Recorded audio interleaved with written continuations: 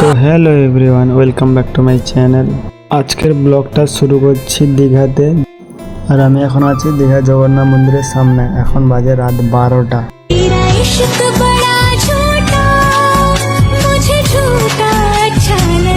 রাস্তার light view তো দেখলে, এবার মন্দিরের গেটের সামনে পার্কটা দেখো।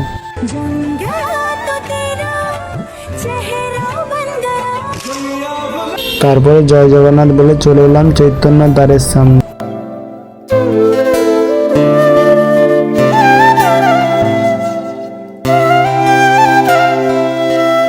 এটা হচ্ছে জগন্নাথ মন্দিরের প্রথম দুয়ার।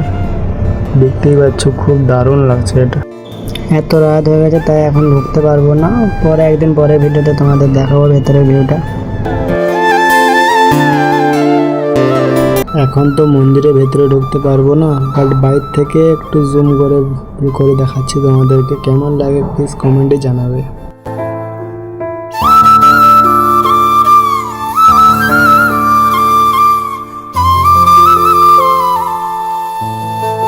এই ভিডিওটা শ্যুট করেছিলাম মন্দির উদ্বোধনের দিন রাতে, বাট এডিটের টাইম পাইনি, তার জন্য এত লেট করে পোস্ট করছি।